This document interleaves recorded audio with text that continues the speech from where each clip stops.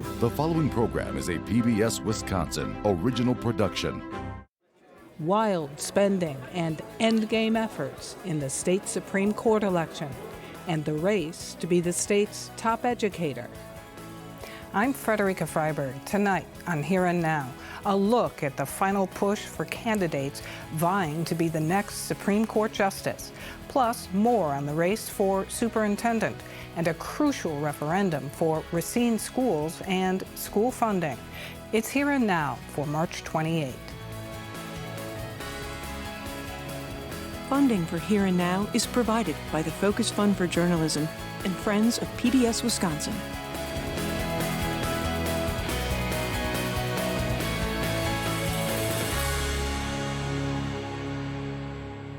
The spring election is next Tuesday, and the race for a seat on the Wisconsin Supreme Court has now surpassed 2023 as the most expensive in U.S. history. Political parties, outside groups, and rich individuals on both sides have ratcheted up spending that could approach $100 million by the time it's over. Elon Musk figures prominently in the spending spree, including saying he would give several Wisconsin people $1 million each for either signing on to a petition opposing activist judges or having voted in the election. Legal action against this is pending. Meanwhile, Donald Trump has endorsed conservative Brad Schimel, and Barack Obama publicly throws his support to liberal Susan Crawford. Here and Now senior political reporter Zach Schultz tells us if it feels a little bit like a replay of last fall's election, that's not an accident.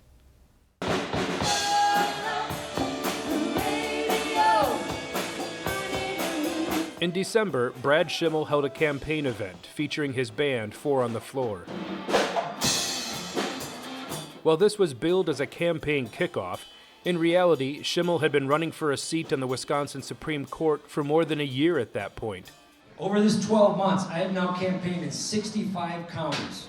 He relaunched his campaign in December because prior to that, most of the attention was on the race for president.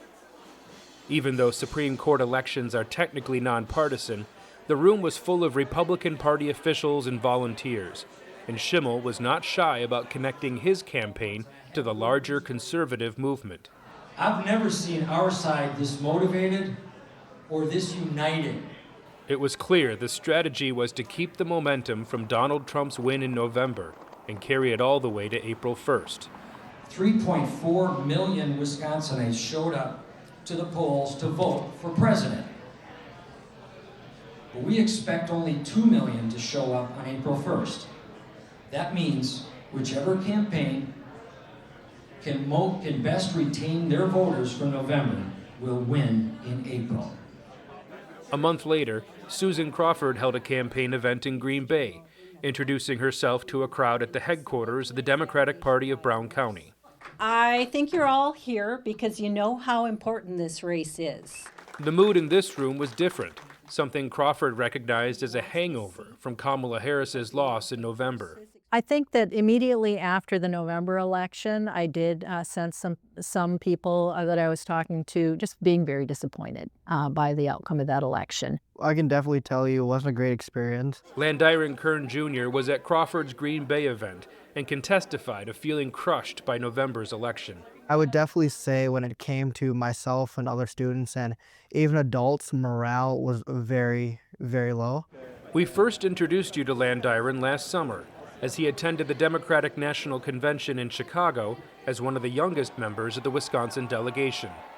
He started his freshman year at UW Green Bay trying to convince other students to vote, but the election nearly pushed him out of politics altogether. It's like, well, why should I go out and vote? Why should I go and canvass? Why should I help anyone besides myself? I think coming off of last fall, we were pretty well positioned heading into this spring. It was just the opposite for John Beauchamp. With a favorable result of the November election, with Trump winning, I think that really kind of propelled the momentum forward quite a bit, and a lot of people were just ready and willing to get back out there and win again. John is with the Republican Party of Jefferson County and the Young Republicans. We first introduced you to John at the RNC in Milwaukee. He's part of the political machine trying to convert Trump voters into Schimmel voters. I think that Schimmel is in probably a better place than any Republican conservative candidate I've seen in a long while here in Wisconsin. While the Democrats have to worry about low morale, Republicans have to worry about complacency, with Trump supporters thinking his election was the last they needed to worry about. There's, of course, that natural tendency to want to just rest and let's just, take a little break here. Historically, Wisconsin Supreme Court elections are sleepy affairs, with turnout just a fraction of presidential elections. But 2023 changed everything. That race saw turnout reach 41%, more than double the average over the last decade.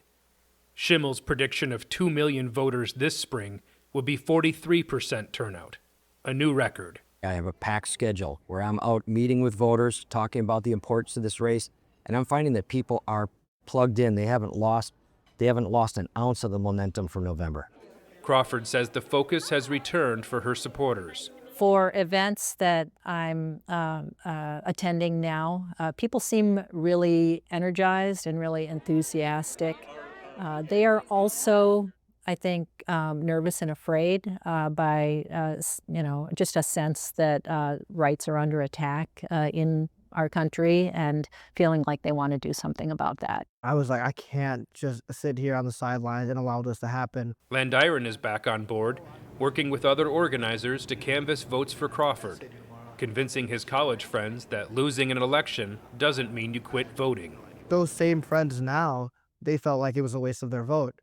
And so it's me trying to ensure them that I know the system seems flawed and I know it seems like it was unfair, but that election cycle is over. We have to do what we can now, and that's to get Susan Crawford in. For Landiron and John, that means knocking doors and making calls, just like last fall. I know that we seem like a burden to come and to knock on your door, but it's that important. And I've been saying that since the presidential cycle, that it's that important that you go out and vote. It's very easy to forget that the ground game matters, that getting out there, doing the old-fashioned, knocking on someone's door, making the phone calls, sending the postcards out, it all matters. Reporting from Madison, I'm Zach Schultz for Here and Now. President Donald Trump this week signed an executive order requiring people to provide proof of citizenship to vote in federal elections. The president's authority to enact this and other parts of the order are in question and expected to be met with legal challenges. The executive order does not affect Tuesday's election in Wisconsin, but experts express concern over potential voter suppression, especially in communities already marginalized like tribal nations. A number of tribal issues could be impacted by the Wisconsin Supreme Court. What are some issues that are pertinent to, that you feel when you're out in the community that are pertinent to Wisconsin natives that would make them want to come out for this very unique Wisconsin Supreme Court election? Sovereignty, tribal sovereignty, protecting our rights to govern ourselves, protecting our culture. And what goes with the water protection is our wild rice beds, our sturgeon and walleye, ancient spawning fishing areas. That's also up. That it's a big concern for our people. I think that the Wisconsin Indian Child Welfare Act is another issue where Native children are placed with fit and willing Indigenous relatives to help them preserve their culture stability in preventing trauma, because before they were normally placed with non-Native families. Are tribal IDs a valid form of ID for voting? Yes, they are. Isn't that great? I love it. Tribal IDs are a valid form. And so when we're registering people, a lot of people want to use their tribal ID, and that's just awesome. I love doing that. It's just awesome. I love it. So tell me about historically some of the challenges of getting Wisconsin natives the messaging to vote and then actually out to vote. So we've had voter disenfranchisement where people are actually face some challenges where they're maybe their ID, tribal ID won't be accepted, or they're turned away, or the local election commission just gives them the incorrect information. And I can give you an example with that I experienced about, it was in 2014. I actually moved to a Milwaukee suburb and I went to vote. and I was registering and had all my information, and I was real excited. And she was asking me all the questions, name, date, where you live now, age, and then she wanted to know where I was born. And I told her I was born on the Menominee Reservation. And she said, "You're Indian?" And I said, "Yes, ma'am, I am." She said, "You can't vote. Indians aren't allowed to vote." And I just looked at her and said, "Ma'am, I can vote. I voted before." And she said, "Indians can't vote. You're not allowed." And I think she was really confused. So she went to the head of the poll, and I could see she got a little talking to, and she came back and she said, "Ma'am, I just want to tell you I was following policy and procedure. This wasn't racist." And then I voted. She finally let me vote. I had the right ID, and et cetera. But, that story I tell because people take voting for granted, and we shouldn't. But also, we have people that may face this, and I want them to know, I don't care how old you are, if you're just turned 18 or if you're 90, if people treat you like that, you have the right to vote. And you make sure you let people know that you're not going to leave until you vote. Yet another question will appear on Tuesday's ballot, asking Wisconsin voters to amend the state constitution, requiring photo identification to vote. State law already says voters must present a valid photo ID, and this ballot question would not change existing requirements, but enshrine voter ID in the state constitution, making it more difficult for lawmakers to alter or undo. The author of the amendment, Republican Representative Patrick Snyder, says it's necessary to, quote, ensure that the people of Wisconsin have full confidence in the security and integrity of Wisconsin elections. The ACLU of Wisconsin opposes the amendment, saying Wisconsin already has one of the strictest voter ID laws in the country, creating barriers for people to vote, and that, quote, the legislature would be precluded from permitting additional categories of photo identification, and ties the hands of the legislature to respond to future advancements in technology as methods of identification evolve. Also on the ballot in Tuesday's election is the statewide race for the next superintendent of the Wisconsin Department of Public Instruction. In this contest, incumbent Superintendent Jill Underly faces education consultant Brittany Kinzer to see who voters will choose to lead the state's public education system. Stephen Potter has this report. But again, we need to make sure kids can read, write, do math. We all want the same thing. We want strong schools. In the race for state superintendent of public instruction, a position that oversees all of Wisconsin's 400 different public school districts, both candidates say they want what's best for kids. I'm running because I want to make public education better for all kids here in Wisconsin. I want us to really focus on educating our children and making sure that we are transparent about where we're at. But what that exactly means for state superintendent challenger Brittany Kinzer and incumbent Jill Underly are two very different things. And those different philosophies for how the state's education system should be led comes in part from differences in the two candidates' educational experiences. I was a special ed teacher in Chicago Public Schools for 10 years. I have opened up my own school where I received an award from then Superintendent Governor Evers for beating the odds here in Milwaukee. I've also been an executive director of a charter network and a CEO of a nonprofit. And now I'm running an initiative to help more children in Wisconsin become fluent in reading. As the incumbent, I feel like I have all the experience. I'm a lifelong public servant. I'm a lifelong teacher, an educator. I started teaching social studies, and then I worked my way through different systems, K-12, as well as higher education and in state service. I was also an elementary principal, a high school principal, and a district superintendent here in Wisconsin. New to this election is a major debate over the standards set by the State Department of Public Instruction, a debate over how to measure student achievement in reading and math.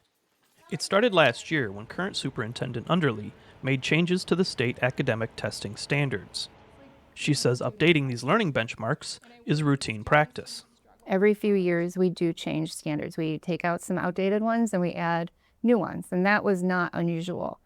I think the point that became contentious was that we had changed the grading scale because the scoring scale previously was aligned to a different test. But Republicans in the legislature say that Underly lowered standards to make more students look like they were doing better academically. Last week, they sent a bill to the governor requiring DPI to return to using the old academic standards. This week, he vetoed that bill. Brittany Kinzer says the new standards had pushed her to run for superintendent. We should not be lowering standards. That's when I got into the race. So it's showing more kids are reading proficiently than they really are, which isn't being honest, and it's not being truthful about where our kids are. It also, because she lowered the standards, we cannot compare to how we were doing before COVID, and we know a lot of children fell behind. You've gotten a lot of heat for that. Folks are saying that you've lowered standards. This is dumbing down our students. What's your reply to that? I absolutely did not do any of that, and I think it's outrageous. It's an outright lie. I have very high standards, and I always push for very high standards for our students and for our staff. And we actually raised standards. When we looked at this last iteration of the test, we added standards in math and science and increased standards by adding a literacy score for our students. Another supercharged political topic that divides Kinzer and Underly is the state's school voucher system. In operation for decades, and often referred to as school choice, the program allows taxpayer funds to pay for private school, funds that would normally go to that student's public school. Kinzer is an advocate for school choice and vouchers. Underly is not. I am the only school choice candidate, and I believe there should be transparency across all of the schools for all of our children. We're talking about children who are living below a certain income, families, and they're receiving a scholarship to attend a private school. And from the testing data, the schools around some of where our families are living are not the best option for their children. So I believe that parents should have that option. So school choice actually sounds like a pretty nice thing, doesn't it? Like, who shouldn't have choice, right? But really what it is in Wisconsin is it's privatization of public schools. So where do you stand on the voucher school system? Do you want to see it eliminated? Ultimately, yes. I would like to see it eliminated. We are spending so much money on it that it's taking money from our public schools. And to that matter of money, it is a budget year for the state. As superintendent, Underly has requested more than $4 billion for the state's public school system over the next 2 years.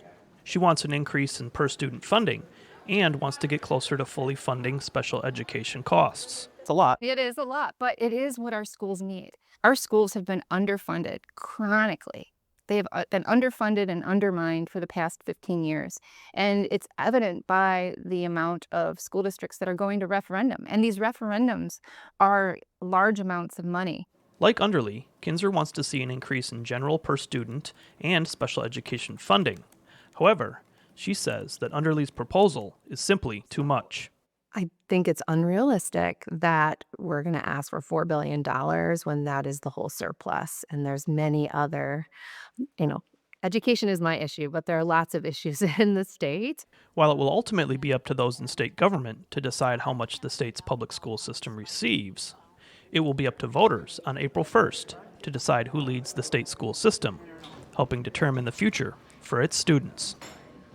Reporting from Madison, I'm Stephen Potter for Here and Now. A closer look now at turning to voters to boost funding for public K-12 schools. On April 1st, voters in 89 districts across the state will see school spending referendums on the ballot. In Racine, the city's public schools face one of those pivotal votes Tuesday as the debate over school choice and funding methods intensifies. Here and Now reporter D.T. Debdath has more. Home to the state's fifth largest public school district, Racine finds itself at the center of Wisconsin's ongoing education funding debate. On April 1st, voters will decide on a crucial $190 million referendum that could determine the future of Racine Unified School District. Well, right now, what we're asking from our community is to allow us to hold the budget we have right now. Soren Gajewski is the superintendent of Racine Unified. So the budget that I have this year, the staffing that I have this year, the programs that we have right now, we want to be able to maintain that. That budget, staffing, and programming is all at risk if taxpayers vote no. It's kind of scary to think about what it might be. You know, is it going to be school nurses? Is it going to be social workers, counselors? Ryan Knutson is an 8th grade teacher and parent at Racine Unified. He says he's voting yes on April 1st. I think anybody would agree we want local workers, we want a good local economy, and I think it starts with the public school system.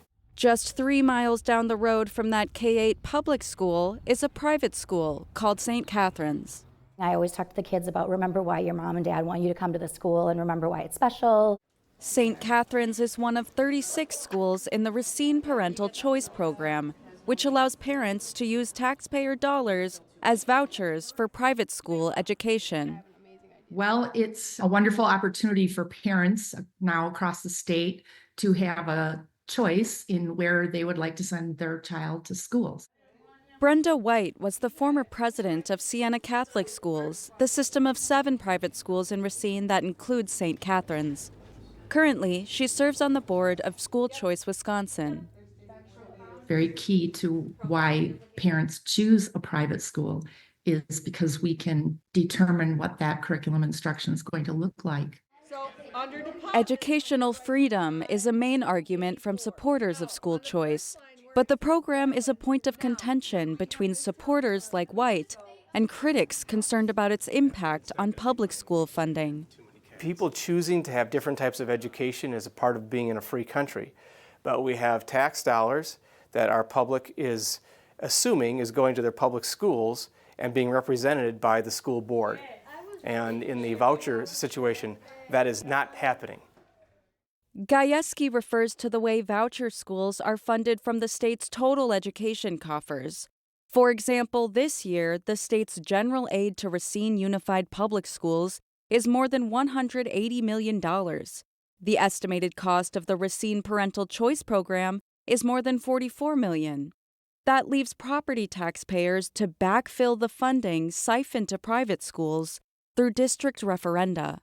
I think it's important to point out that decoupling and the way the state funding works now is a separate issue from the referenda. White says the solution is to separate public and voucher school funding in the state budget. Referred to as decoupling, public schools would be funded with property tax dollars and voucher schools with general purpose tax revenue. White claims this would protect public schools from losing funding to private schools. It's a win-win to both the district, who would increase their state aids, and it would be a win for property taxpayers who would have that burden lessened. The state Senate failed to pass the bill that would have decoupled Racine schools last year before it even made it to the floor. Critics like Knutson have concerns over further protecting choice programs in state law. I think that program it's very damaging to public schools when we could be allocating resources to public schools to address the concerns of the community. The debate in Racine reflects a broader statewide and national conversation about the role of public versus private education. But regardless of what conversations are happening in Madison, Superintendent Gajewski faces a looming $24 million budget deficit next week if his referendum fails. This year, once again, a referendum are showing up on the ballot across the state, including our neighbors to the south that had a referendum a few weeks back in February that did not pass. Kenosha schools, their neighbors to the south, failed to pass a $115 million ballot referendum. 80% of our budget is staff, and that's typically where the cuts and reductions are going to be. Jeff Weiss runs the Kenosha Unified School District, the only Wisconsin school to fail its referendum in the February election. This came months after Wisconsin schools like Kenosha ran out of the federal ESSER dollars meant to help schools with setbacks coming out of the COVID-19 pandemic. Weiss now faces a $19 million deficit. As you mentioned, the ESSER funding, the way that was set up, it was primed to have school districts have to go to referendum in order to continue to operate.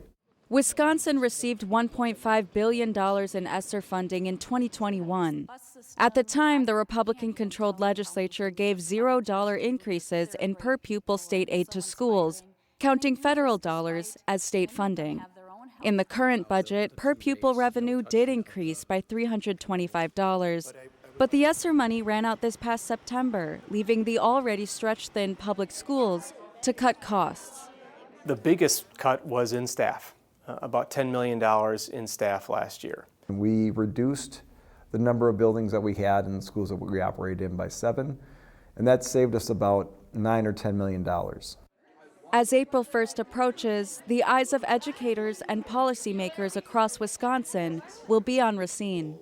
This funding gap is not a Racine unified situation. It is a state of Wisconsin situation. So it is there. It will be there next year and the year after and the year after. It has to be resolved. Reporting from Racine, I'm Aditi Debnath for Here and Now. For more on this and other issues facing Wisconsin, visit our website at pbswisconsin.org and then click on the News tab. And after the polls close Tuesday, visit wisconsinvote.org for the latest election results. That's our program for tonight. I'm Frederica Freiberg. Have a good weekend.